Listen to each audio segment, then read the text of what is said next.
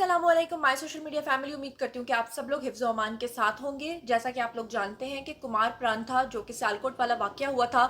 कल वो मैंने आप लोगों को रिपोर्ट किया था और अभी लाइट नहीं है, उसके बावजूद मैं वीडियो बना रही हूँ जनाब यहाँ एक लाइट के नीचे बैठकर, सिर्फ इसलिए कि जल्दी जल्दी मैं तमाम इन्फॉर्मेशन अब तक की जो अपडेट्स हैं, जैसे मैंने आपको कहा था कि फर्दर जैसे जैसे इसमें डेवलपमेंट होगी मैं आप लोगों को बताती चलूंगी। तो बहुत सारी नई इन्फॉर्मेशन आई है जो आपके साथ शेयर करनी है, क्योंकि सियालकोट से लाइव इन्फॉर्मेशन हम तक पहुंची है जो मैं आप तक पहुंचाना चाह रही हूँ। सबसे पहले आज के वीडियो में मैं आपको बताऊंगी कि कुमार प्रांथा की फाइनली जो पोस्टमार्टम रिपोर्ट है वो आ गई है। अर्जेंट बेसिस पे पोस्टमार्टम रिपोर्ट हुई है और उस रिपोर्ट के अंदर क्या चीज़ें सामने आई हैं, क्या नए इंकशाफात सामने आए हैं, वो आपको बताऊंगी। ये भी आपको बताऊंगी कि श्रीलंका के जो वजीर आजम हैं उन्होंने क्या बयान दिया है कुमार प्रांथा के हवाले से, और ये भी आपको बताऊंगी कि कुमार प्रांथा की जो मैयत है वो जो राख बन चुकी है इस वक्त, वो इस वक्त कहाँ है। और ये भी आपको बताऊंगी कि कितने लोगों के खिलाफ जो एफआईआर वो दर्ज की गई थी और उसमें से कितने लोग जो हैं वो अब तक गिरफ्तार हो चुके हैं, और कुछ नए इंकशाफात के फाइनल रिपोर्ट के अंदर जो लिखा गया है, जो वजीर आजम इमरान खान तक रिपोर्ट पहुंची है, जो उस्मान बुज़दार तक रिपोर्ट पहुंची है, उसके अंदर हतमी जो पुलिस ने अपना बयान लिखा है वो क्या लिखा है। और जो टीमें बनाई गई थी, 10 मुख्तलिफ टीमें बनाई गई थी, उन 10 की 10 टीमों ने जो अपना फाइंड आउट किया है, फाइनल वर्जन, फाइनल वर्डिक्ट वो क्या है। तो चलिए सबसे पहले मैं आप लोगों के साथ शेयर करती हूँ कुमार प्रांथा की पोस्टमार्टम रिपोर्ट जो कि फाइनली आ गई है। उसकी रीज़न ये थी कि अर्जेंट बेसिस पे ये रिपोर्ट आना इसलिए ज़रूरी थी क्योंकि जली हुई जो लाश थी, अल्लाह माफ़ करे कि वो पूरी तरह से जल चुकी थी। लेकिन जो पोस्टमार्टम रिपोर्ट आई है उसके अकॉर्डिंग ये कहा जा रहा है कि जो कुमार प्रांता का ऊपर वाला हिस्सा था, जो अपर पार्ट था, यानी टांगों से ऊपर ऊपर का जो सारा हिस्सा था वो मुकम्मल तौर पे राख बन चुका था। लेकिन जो उसका लोअर बॉडी पार्ट था वो जलने से बच गया, उतना नहीं जला जिस तरह के ऊपर का हिस्सा जला था। लेकिन वो हिस्से जहां पर आग की हीट, आग की हिद्दत पहुंचती रही, तो आग की हिद्दत की वजह से वहां से हड्डियां जो हैं वो बुरे तरीके से चटक गईं, टूट गईं, अल्लाह माफ़ करे तो बस्तगफार। और ये जो इंसानियत सोज वाक़या हुआ, इसमें जो रिपोर्ट दर्ज की गई थी, जो शुरू में इब्तदाई रिपोर्ट आई है, वो 900 लोगों के खिलाफ जो है वो लिखी गई है। यानी 900 लोग इसमें सस्पेक्ट थे, जिसमें से 110 अफराद जो हैं वो पकड़े गए, जिसमें से एक फरहान इदरीस नाम का बंदा, जिसे मैंने कल आपको बताया था, वो पकड़ा गया है। और दूसरा जो उसका साथी था जिसने मिलकर हजूम को मुश्तइल किया था, वो भी अब फाइनली पुलिस की हिरासत में है। पुलिस ने अब तक जो अपनी इब्तदाई रिपोर्ट बनाई है उसके अकॉर्डिंग उनका यही कहना है कि पुलिस की तरफ से किसी किस्म की कोई नेग्लिजेंस नहीं की गई। हालांकि पुलिस की तरफ से जो नेग्लिजेंस सामने आई है वो ये है कि जो फैक्ट्री का मालिक है उसने ये बयान दिया कि ये वाकया, इनका जो झगड़ा शुरू हुआ था मालिकान के बीच में और कुमार प्रांथा के बीच में, कुमार प्रांथा जो इनका प्रोडक्शन मैनेजर था और जो लेबर थी, इन्होंने चक्कर जनाब, जो असल रीज़न है वो मैं आपको बताती हूँ कि वो ये थी कि जितनी भी फैक्ट्री के अंदर मशीनें लगी हुई थी उसके ऊपर जो लेबर के लोग थे उन्होंने कुछ मजहबी स्टिकर्स जो हैं उनको चिपकाया हुआ था। अब मामला कुछ यूं था कि कहा यह जा रहा है कि जो कुमार प्रांथा थे वो अपने असूलों को लेकर बहुत ज़्यादा सख्त थे, लोगों के ऊपर सख्ती किया करते थे, और अभी थोड़े ही दिन पहले उन्होंने लेबर के कुछ लोगों को डिसिप्लिन की खिलाफ वर्जी करने पर फारिग भी किया था, नौकरी से निकाल दिया था, जिसका गुस्सा लेबर को कुमार प्रांथा के ऊपर पहले से था। उसके बाद कुछ गैर मुल्की वफ्द थे जिन्होंने दौरा करना था उस फैक्ट्री के अंदर, और इसीलिए अर्जेंट बेसिस पे जो मालिकान थे उन्होंने कुमार प्रांथा को ये टास्क दे रखा था कि आपने जल्दी जल्दी पूरी फैक्ट्री के अंदर पेंट करवाना है, पेंट का पूरा काम करवाना है, और साथ साथ सफाई का जो काम है वो भी आपने करवाना है। कुमार प्रांता जो थे वो लेबर के साथ थोड़ा उलझ रहे थे कुछ दिनों से, जैसे कि मैंने आपको बताया कि उन्होंने डिसिप्लिन की खिलाफ वर्जी पे कुछ लोगों को निकाल भी दिया था। तो उसी सूरत हाल में जब पेंट का काम जारी था और पूरी फैक्ट्री की सफाई ऑलमोस्ट हो चुकी थी, 75% हो चुका था काम और 25% काम रह गया था,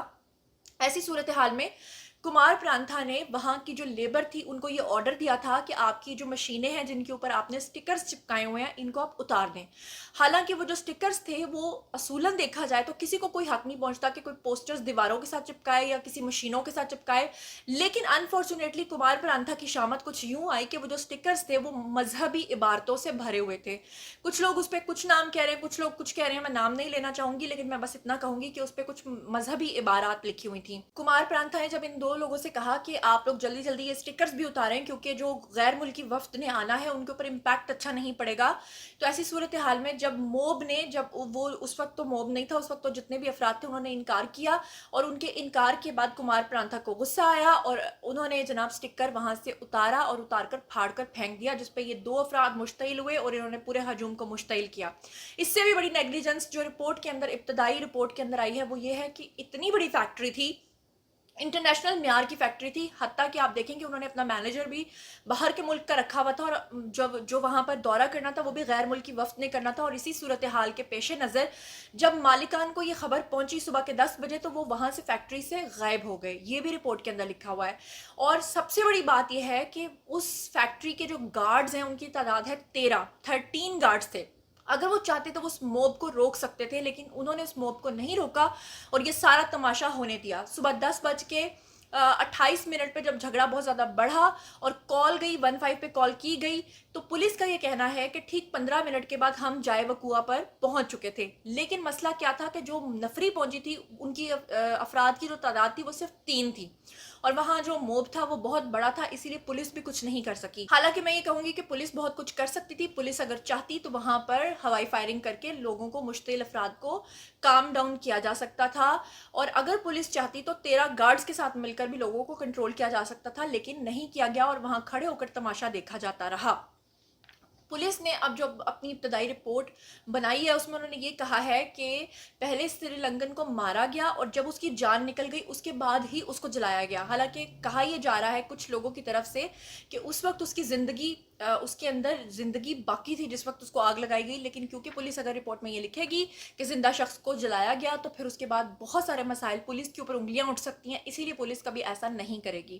खैर, ये मुबैना तौर पर जो बात थी ये भी मैंने आप तक पहुंचा दी, और ये भी मैं आपको बताऊं कि जो आप पोस्टमार्टम रिपोर्ट आने के बाद कुमार प्रांथा की जो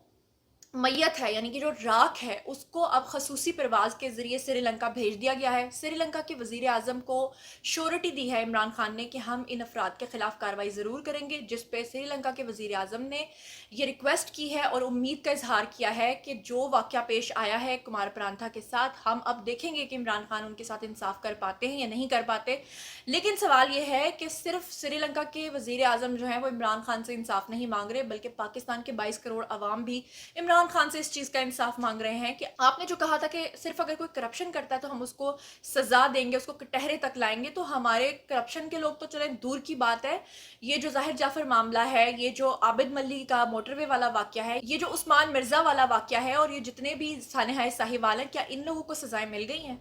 जो आपने श्रीलंकन वजीर आजम से वादा किया है, तो क्या आप उसको निभाएंगे, क्या आप उसको पूरा करेंगे, या सिर्फ नोटिस लेते रहेंगे और हमारे मुल्क में इस तरह के वाकयात होते रहेंगे? और दूसरी तरफ जितने भी हमारे उलमाए कराम हैं उन्होंने इस चीज़ के हवाले से बयान दिया है कि ये जो हुआ है ये बहुत बुरा हुआ है, ऐसा नहीं होना चाहिए, और यहाँ तक कहा गया है कि इसकी पुरजोर मजम्मत करते हैं और इस्लाम में इस चीज़ का